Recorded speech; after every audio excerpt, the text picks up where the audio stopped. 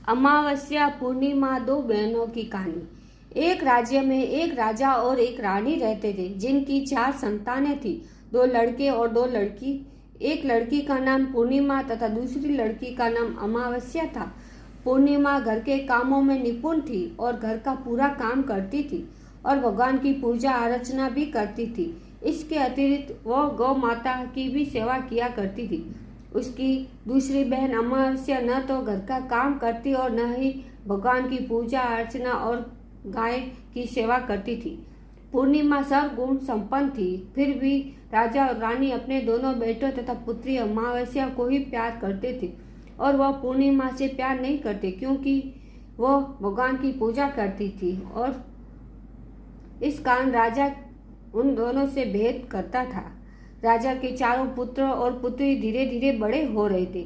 जब वह बड़े हो गए, राजा ने अपने दोनों पुत्रों का विवाह योग्य कन्या के साथ करा दिया।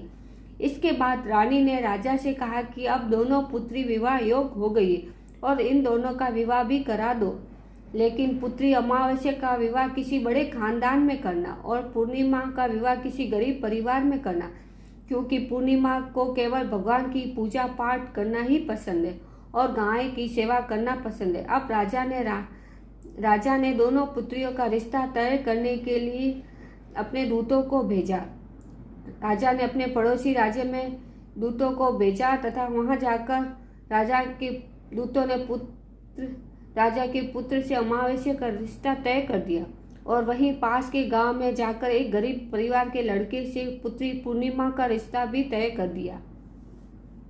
यह सारी बात जानकर राजा ने अपनी रानी से बताया तो रानी ये सोचने लगी कि अब देखते हैं कि भगवान इसकी मदद कैसे करते हैं।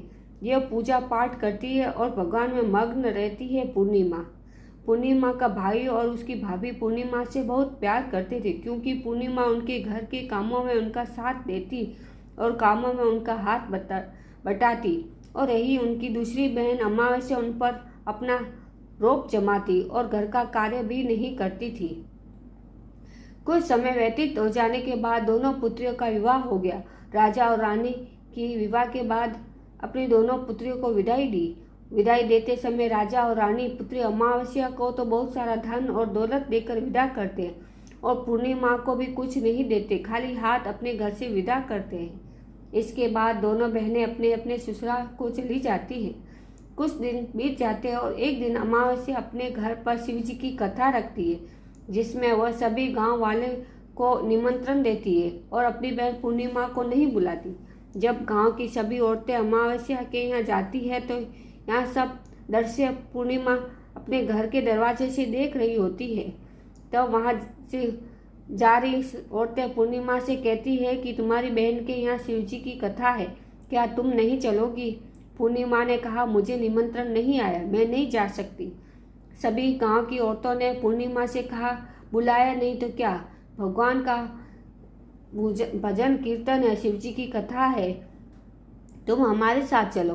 गांव की सभी औरतों की बात मानकर पूर्णिमा भी उनके साथ भगवान शिव की कथा में अमावस्या के घर चली गई। जब अमावस्या की नज़र पूर्णिमा पड़ती है तो वह कहती है कि तुम्हें यहाँ किसने बुलाया? मैंने तो नहीं बुलाया। खैर कोई बात नहीं, तुम आ गई हो तो चुपचाप बैठे रहना एक जगह। ये कहते हुए अमावस्या ने पूर्णिमा की गरीबी का भी मजाक उड़ाया। पूर्णिमा की आंखों में आंसू आ गए और रोते रोते मन से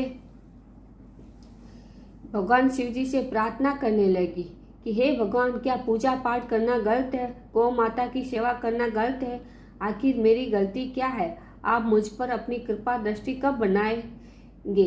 पूर्णिमा बार बार भगवान शिव से यही कहती रहती। इतने में शिव कथा पूरी हो जाती और अमावस्या भगवान का प्रसाद बांटने लगती। वह सभी लोगों को प्रसाद देती है, लेकिन पूर्णिमा को वह प्रसाद नहीं देती। पूर्णिमा बिना प्रसाद के ही अपने घर लौट आती है।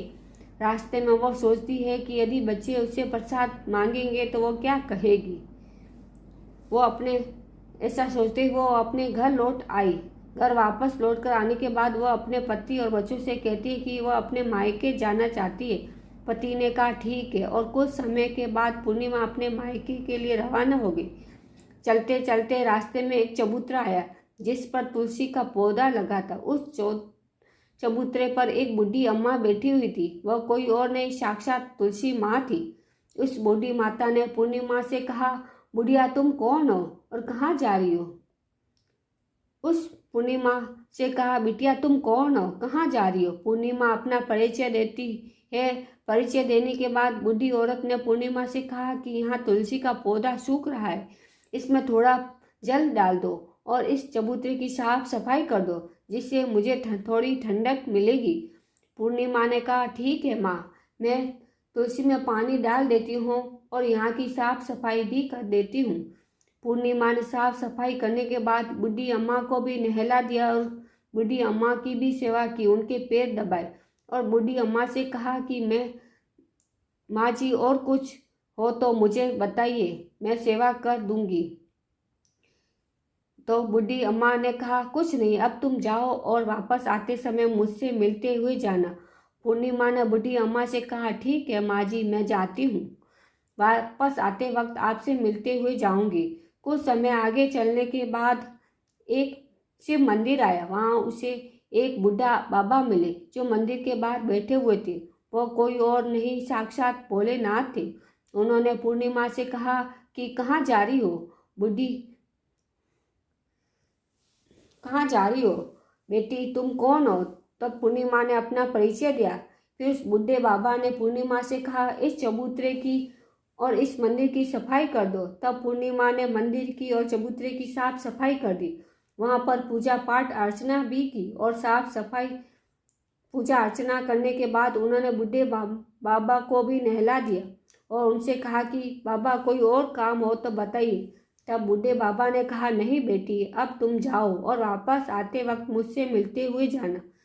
पूर्णिमा ने कहा, ठीक है बाबा, मैं जाती हूँ, वापस आते हुए मिलते जाऊंगी। आगे चलते चलते कुछ दूर चलने के बाद पूर्णिमा को एक काली जी का मंदिर दिखा। वहाँ भी एक बूढ़ी अम्मा चबूतरे पर बैठी हुई थी। उस बूढ़ी औरत ने पूर्णिमा से कहा कि बेटी तुम कौन हो, कहाँ जा रही हो?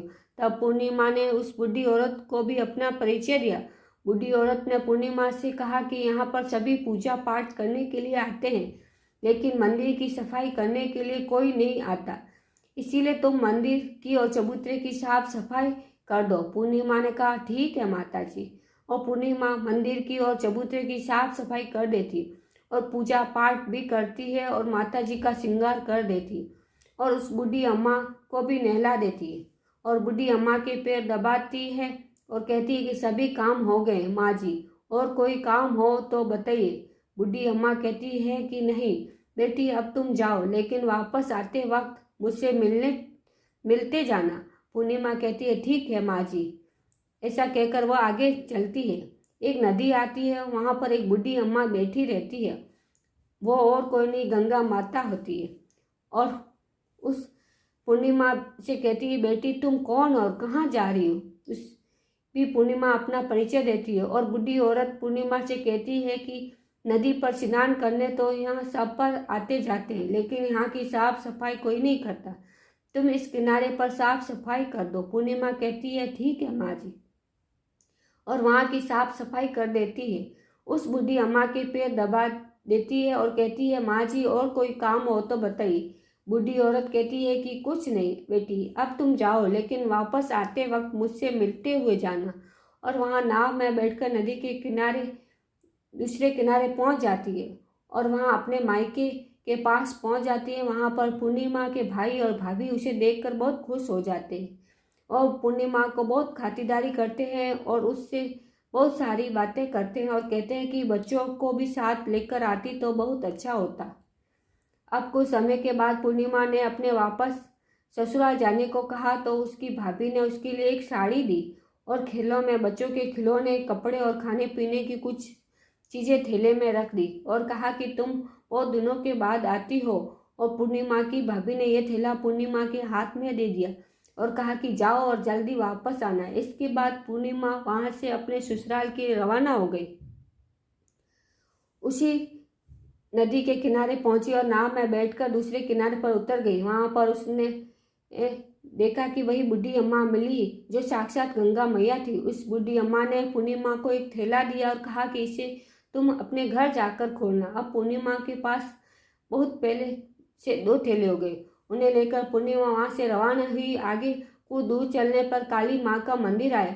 वहाँ पर काली माँ बूढ़ी माँ के रूप में विराजमान थी। उसने कहा कि बेटी पूर्णिमा ने कहा, हाँ माँ जी।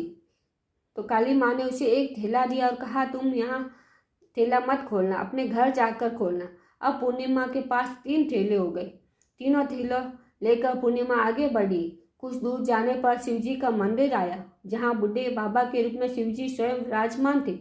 बूढ़े बाबा ने कहा, पूर्णिमा तुम वापस आ गई? पूर्णिमा ने कहा, हाँ बाबा, मैं वापस आ गई।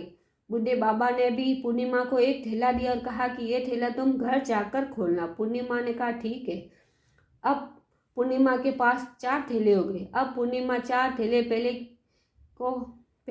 से भारी थे। उसने एक अपनी पुरानी साड़ी निकाली और खोली। उसी साड़ी में चारों थैले को लपेटा और अपने सिर पर रख दिया। कुछ दूर जाने के बाद उसे तुलसी माँ बूढ़ी औरत के रूप में मिली और कहती है, पूर्णिमा तुम आ गई? पूर्णिमा कहती, हाँ माँ जी, मैं आ गई। वह बूढ़ी औरत भी उसे एक थैला देती है और कहती है कि ये थैला तू ले जा, अपने घर जाकर खोलना। पूर्णिमा कहती है, ठीक है माँ जी। अब पूर्णिमा के पास 5 थैले हो गए थे। पूर्णिमा वहाँ से रवाना हुई तो वापस अपने घर पहुँच गई। पूर्णिमा ने 5 थैले नीचे रखे और सबसे पहले मायका का थैला खोला। उसमें बच्चों के लिए अच्छे अच्छे कपड़े, खाने पीने की चीज़ें और उसने कुछ गहने भी थे। पूर्णिमा ने कपड़े अपने बच्चों को दे दिए और खाने पीने की चीज़ें भी बच्चों को दे दी।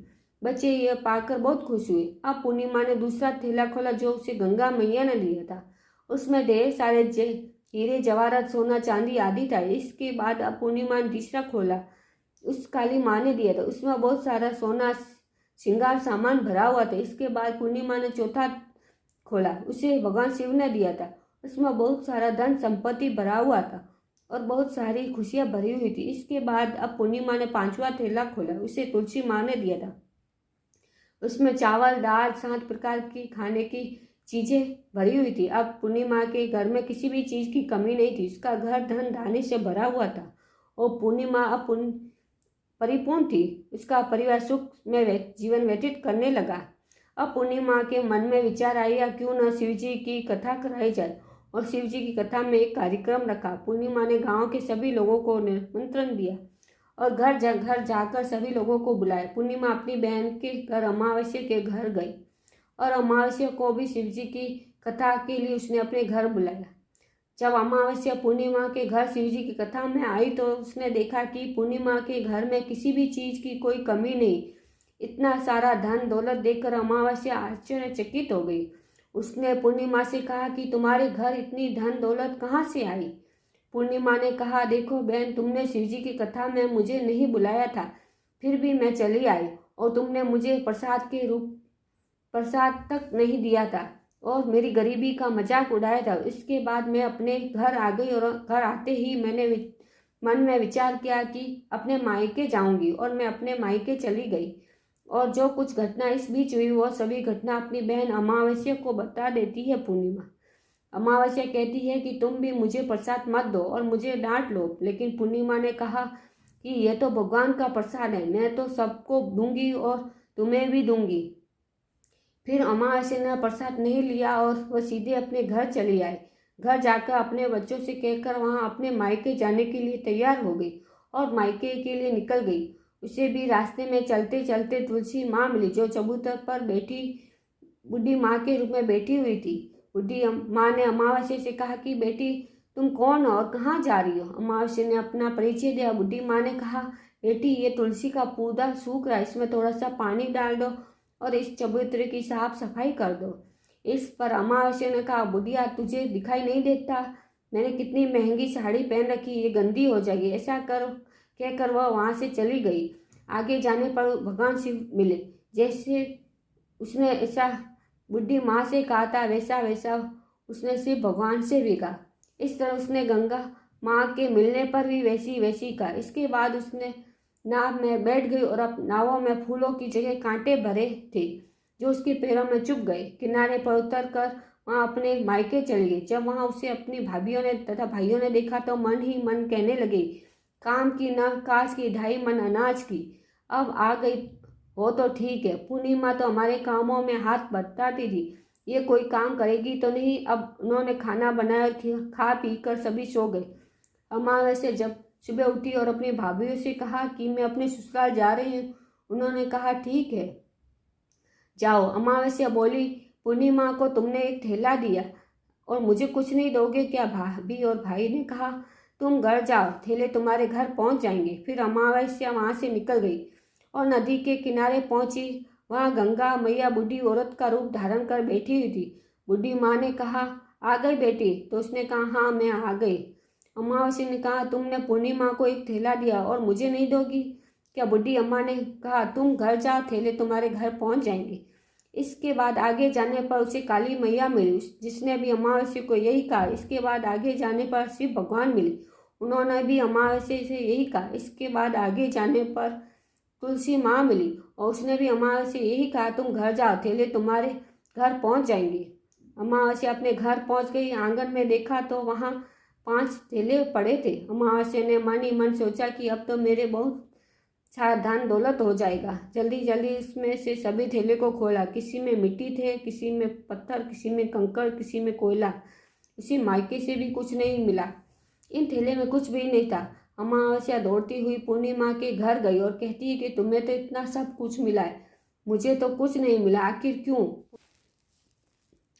पूर्णिमा कहती है कि जब मैं अपने मायके जाती हूँ तो अपनी भाभीयों के साथ उनके कामों में हाथ बटाती हूँ, उनके साथ मिलकर काम करती हूँ, लेकिन तुम ऐसा कुछ नहीं करती, उनकी इज्जत भी नहीं करती, इसीलिए वह तुम्हें भला क्या देंगे। इसके बाद उसने गंगा मैया को ठुकरा दिया और काली माँ को भी ठुकरा दिया और भगवान शिव को भी तुमने ठुकरा दिया, इसीलिए उन्होंने भी तुम्हें कुछ नहीं दिया। अमावस्या कहती है कि बहन तुम मुझे माफ़ कर दो, मैंने तुम पर हमेशा अत्याचार किया है, मुझे कुछ नहीं मिला तो कोई बात नहीं, मैं भगवान की भक्ति करूंगी और सब कुछ प्राप्त कर लूंगी, मुझे इन सब चीज़ों का रहस्य बता। तो पूर्णिमा ने कहा कि तुम 3 सूत्र ज्ञान ले लो। उसकी शिव भगवान की कथा करना, पहले सूत्र में दया मांगना, दूसरे सूत्र में कथा मांगना और तीसरे सूत्र में 108 बार ओम नमः शिवाय का जाप करना। बहन भगवान ने ये सूत्र दिए हैं, इनको अपने हृदय में बसा लेना। मैंने भी ये 3 सूत्र अपने जीवन में अपनाए थे और सच्चे मन से भगवान की भक्ति पूजा पाठ की थी। फिर भगवान ने मुझे ये सब कुछ दिया और तुम्हारे पास जो कुछ था वह भी अब खत्म हो गया। इसके बाद पूर्णिमा ने अपने घर गई और भगवान की पूजा पाठ करने लगी। भगवान शिव से उसने क्षमा मांगी और गौ माता की सेवा की और दूसरों की मदद की, जिससे अमावस्या के घर में भी धन दौलत का आगमन हो गया, उसके घर भी सुख शांति का वास हो गया। बोलो अमावस्या पूर्णिमा माता की जय, शिव बोले की जय।